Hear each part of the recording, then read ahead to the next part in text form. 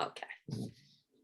Welcome everybody to Old Women Who Write. I am really pleased today to have as my guest, I can see you, Graham, to have as my guest, Tonie Ritchie.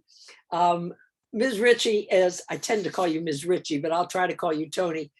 Ms. Ritchie was born in 1923. Now, that's a clever way of saying that she happens to be 98 years old today without asking directly. Not today, today's not her birthday, but she's 98 years old. Ms. Ritchie was born in Aberdeen, Scotland. She was married, she traveled the world with her naval surgeon husband. And I see that at 20, which would have made it about 1945 or 43, think World War II. They traveled and she joined the Women's Royal Navy Service and worked as a radio announcer for the British Force Broadcasting Service in Hong Kong. So you lived in Hong Kong for some period of time. My husband took part in the Korean War. He was on a frigate. And then got an appointment in HMS Tamar, which was Hong Kong. And I went out with 2 children by troop ship, which was for a young lass from Aberdeenshire who had never been further south than Newcastle to go abroad and have 5 weeks at sea on a troop ship with some gorgeous men. It was wonderful. I love that.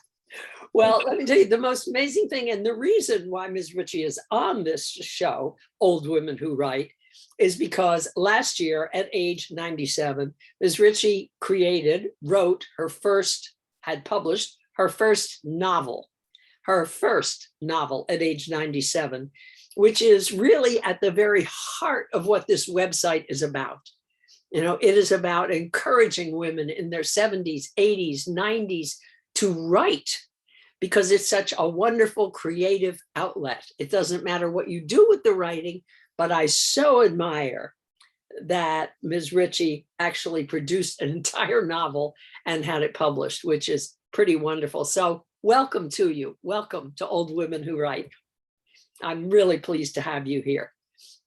I have told you, and I will tell the audience, that I'm hearing some distortion in the sound from Ms. Ritchie's end. And if you're hearing that too, don't get too worried, because I will put subtitles as long as I can understand what's being said. I was worried about your accent, but it's fine. I will make sure there are subtitles underneath it so that everybody can hear this woman's words. So all of that to say, welcome. I'm really pleased that you are here with us. Thank you. You are so welcome. So tell me, what in the world, when did you start writing Spur of Light, which is the name of your novel? When did you start writing it? In 2002, I had been on a creative writing course on the island of Iona, which is one of the most magical islands off the west coast of Scotland. And when I got back, I thought, they say that there is a novel inside everybody. And so I started, but I stopped for a while, and it was only in 2018, after I'd had a fire in my attic, and I had to go and live with my daughter in Ivy Bridge, about 10 miles away, and she encouraged me to finish it. And I did finish it, and my great niece was the publisher, so I was very fortunate. Right. Well, tell me when you started writing it, how far did you get into the novel?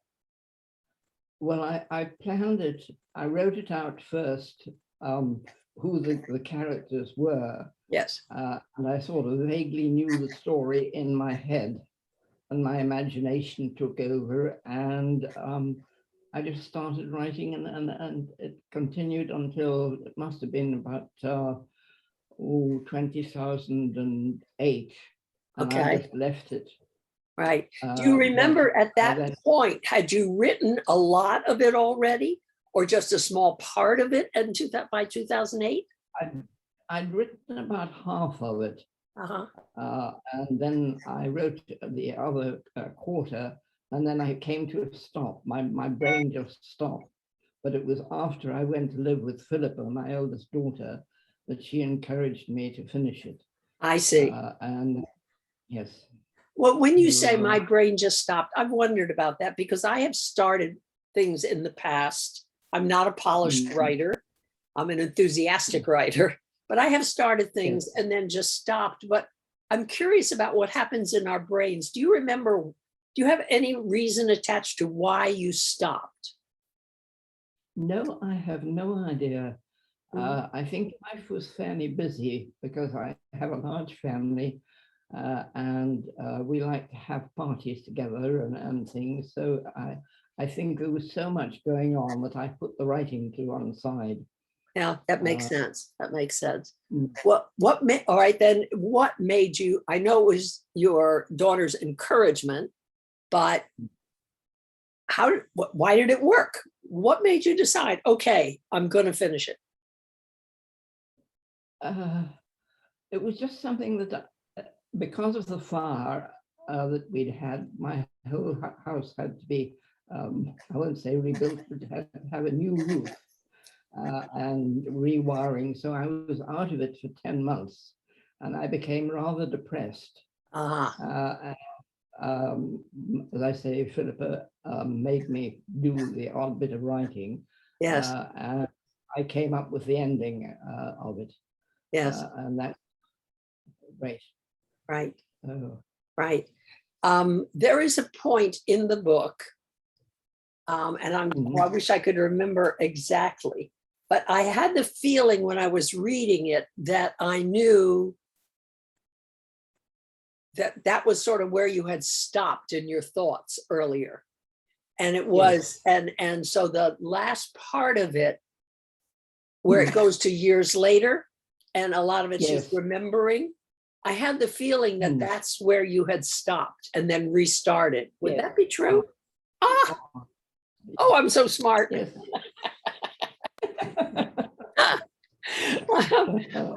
I could see that. It was like there was a pause there. And then it was done more in memory than in the present tense. Yeah. Wow. That was right. Well, what prompted this particular story about this particular heroine, Barbara? Barbara, right? Yes, I have no idea.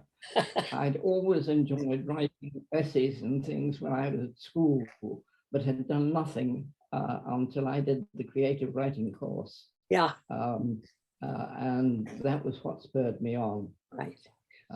When my husband died, or before he died, he said, "Now you're not going to be a moaning Minnie. You're going to live when I go." And so I went back to doing some studies in my GCSEs and A levels, got those, and then went on to creative writing. And I have no regrets. I loved it. Yes. Well, first of all, what a wonderful statement by your husband.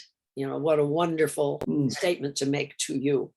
He was a wonderful man. Yes, it sounds like. He could be difficult. Well, do you? I have been Look, I don't know a relationship that isn't difficult at times.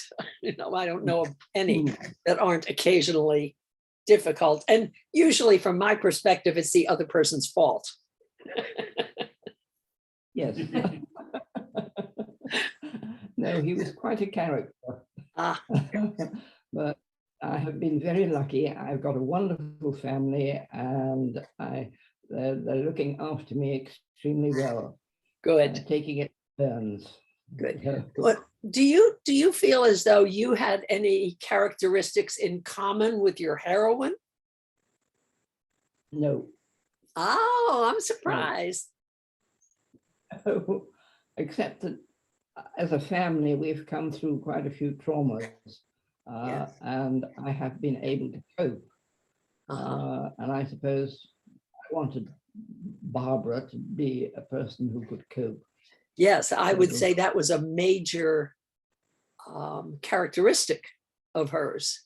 So I might disagree with you about that there are no similarities, because that is absolutely how I saw your major character, Barbara, as a strong woman who bowed sometimes to what was expected, to societal norms, but she maintained her strength through it. Yes. Yeah. Yeah. The story of Spur of Light goes from, I want to say, in the 1920s to the 1950s. I think that's the range. Even then, like when your heroine was first married to the no good guy, I shouldn't be giving that away, to the iffy character, her husband. Even then, her insistence on, with her aunt's help, her insistence on managing her own money was unique, I think, for that time. Don't you? Yes. Yeah. It was. Yeah. But I wanted her to be, I had felt that her parents had put a trust in her that she could cope when they were no longer there. Yes. Obviously, she was able to control her husband, although he was a bit of a Shylock. He wanted more, and he didn't get it. Yes. Yes. Thank goodness he did not get it.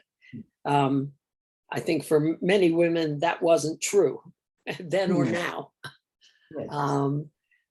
And I was also interested that even though at that time the conventions around marriage and who's the boss and who controls everything were very strong, they are far less strong now. But I still see women, friends of mine, daughters of mine in some cases, who are giving a lot of themselves up in relationships. Yes. You know what I mean? I do. Yes. Yeah. And even though that society doesn't demand it anymore, I think we haven't sort of outgrown.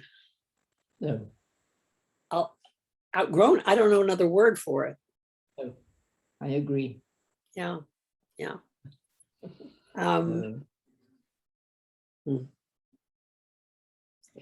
It's hard when, I mean, I saw myself do it in relationship. I see one of my daughters do it, and it's hard to say to them, you don't have to do that. No, I agree. Yeah.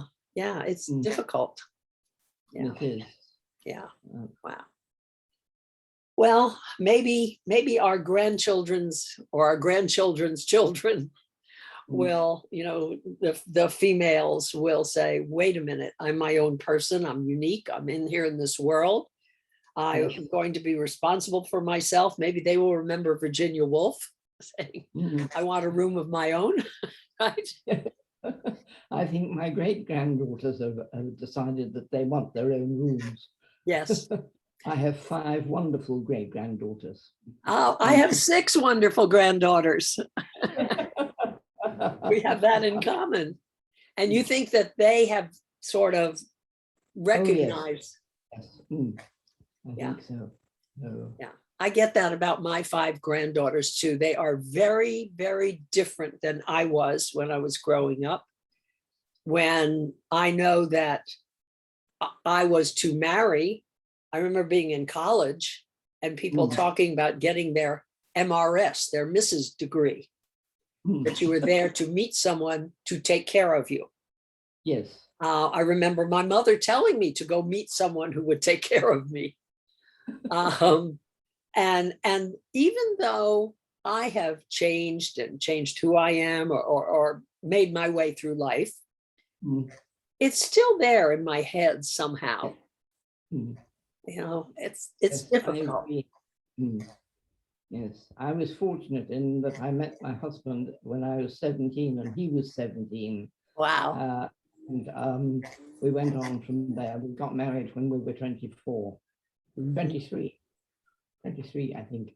And I wouldn't have wanted anybody else. Yes. Yes. I was very fortunate. Well, what you may be saying is that you had time to train him. Yeah. Maybe he had time to train me. Yes, so train each other. I like that idea. I like that. All right, now let me ask you the sort of hard question, which is, I was really taken aback when reading Spur of Light that there were sex scenes. Somehow I didn't expect it. Somehow I thought, well, this is a light romance something. And so I was really surprised and delighted, I have to say, to see these. Did you have to think about whether to put those in or not? I did, but I thought, well, if I'm going to do something, I want to do something a little bit racy. That's why I put them in. Right. Or, it needed something to lift it. And perhaps it's not the sort of book my granddaughters are supposed to read, but perhaps one day they might be allowed to. But no, I mean, I know Barbara Cartland or I'm the romance novelist. Yes. I just enjoy doing the odd bit of writing occasionally. Yes. Well, I enjoyed it and was just amazed that it was there. And I appreciated your courage. That's another thing. Yesterday, I interviewed a woman very different from you, very different from me, who wrote a novel that was entirely about sex. I mean, she wrote serious books and she was a serious journalist. And then she wrote an autobiographical novel, was very hard hitting. And then she wrote these 2 sex novels. And I said, what in the world? And she said, look, it's time as women, we stop pretending that sex doesn't exist, or that it's not something polite people talk about, or something, right? And I think I shocked my family. I bet you did. Yes. There was many years ago, 2 friends and I wrote a book about being over 50. And we each wrote, like, one chapter would be about money, one chapter about whatever, friendship or looks, and one chapter was about sex. And my friend, and each of us would write separately our experience of sex after 50. And my friend, the first line of her section was, I never get enough sex. Well, her son opened the book and saw that line and slammed it shut and has never opened it again. So yes, it is. You think of your children as your children always. Yes. And you can shock them by saying, well, we were young too sometime. And we've gone through it. Yes, funny. Now, let me ask you something else. There was another that I don't consider a sex scene at all. It's a rape scene. And that was shocking in a very different way.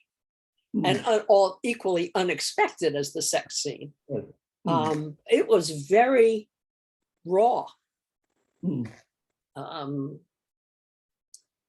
Yes, I think what had happened was that I had read that somebody had been raped, and there was a hoo-ha about it in the newspapers and things, and I thought, oh, I'll just perhaps sort of add a little bit of something like that. Yes. I wanted Barbara to be able to respond and punish her husband because of Yes. it. Yes. But no, It she was was a tough one. It was. One of the things that I responded to was that while she did respond and punished her husband, she kept wavering because she would see the parts of him that she had fallen in love with. Yes. And I really liked how you had the character, not just, well, that's it, and that's it forever, you know, you're out of here. She was much more human and female in the way she was in and out, sort of, you know, wanted to let him off the hook a little bit because of good qualities, but then bam, you know, she would see again. Yeah. So nice going, Barbara. Nice going, Tonie. Well, yeah. The old brain box isn't working all that well these days, but I do the odd bit. I have tried to write a short story about an incident that happened in Hong Kong, but I could only get up to 8,000 words, and I can't spread it out. But I have a few short stories that I have written, so perhaps one day I might get a little booklet of short stories. Yeah. But I enjoy writing, and I have a vivid imagination still. Yes, I can tell. Where did your title come from? We had, when I've been doing my A-level courses, we studied Seamus Heaney, the Irish poet. It was from one of his books that I got the title, or one of his poems. I can't remember which one. Why was it appealing to you? I just like the thingy, Spur of Light. You know, sometimes on a dark day, everything seems very dark, and then suddenly the sun shines. Yes. And I thought, well, that is a spur of light that lightens the day. Yes. Yes, I like that. What do you hope readers will, this may be too weird a question, but what do you hope readers will sort of take away from reading the book, or will learn from it?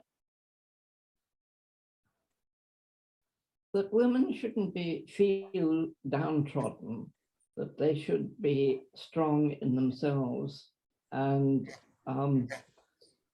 try and cope as best they can when things are difficult. Yes. It's not easy, but you can do it. Yes. And I just want women to have a bit of hope that they don't need to be downtrodden by their husbands. Yes. So, good job. Good job. Yes. Let me change the subject a little bit. And like you had just said, the brain isn't working as it once did. What about age? Of course, I'm finding a lot of effects of age, you know, body parts that sag, bag, drag, fall off, fall out, you know, whatever. But what about with the brain? Do you think age affects creativity? No, I don't think so. I think if you've got it, mostly, I mean, I'm fortunate in that I have got a good memory. Yes. I would hate to have dementia, but I feel that you can rely on your memories when you're older, and they inspire you. Yes. I think. I've been, as I say, I have been fortunate in having very many happy memories. So I'm a lucky woman. Yeah. Oh, good. You're not going to believe it. Time has flown by here. I really enjoyed talking. I want to say thanks to Graham, your son. Let me introduce him. Graham, pop up here a minute. He's great. Oh, I'm sorry, say again? He's been wonderful. He's been handling the logistics of getting this going. Yes. So I He's done really that. appreciate him for that. Well, he and I his said wife- to, I'm sorry. Sorry, he and his wife, Christine, are looking after me this week to give my oldest daughter a break. And I'm being thoroughly spoiled. Yes, I see. Our son and his wife are celebrating their golden wedding anniversary this month. So we had a big party last weekend up at Philippa's house, and there were 16 of us, and it was really great. I saw my Wow. grandchildren, my great-grandchildren, so it was really wonderful. Oh, it sounds wonderful. It sounds wonderful. We're a very close family, which is lovely. I can tell. I can tell that you are. Well, thank you. Thank you. This has been a wonderful interview. I encourage anybody who's watching to go on Amazon and buy Spur of Light. Anything else? Yeah, when are you going to publish your short stories? I don't know. I have to get in touch with my great niece. Okay. But we shall see. It Well, may never happen. Well, thank you, and I wish you well. I wish you well. Too, and thank you very much. It's For, been very enjoyable. I've really enjoyed it. Thank you. Took me back to my days when I was an announcer at Hong Kong. Oh, right. Yes. Actually, I used to do radio also, and I loved it. I just love radio. It's what I know. Yeah. All right. Well, Bye. Take care. You Thank you. too. Thank you.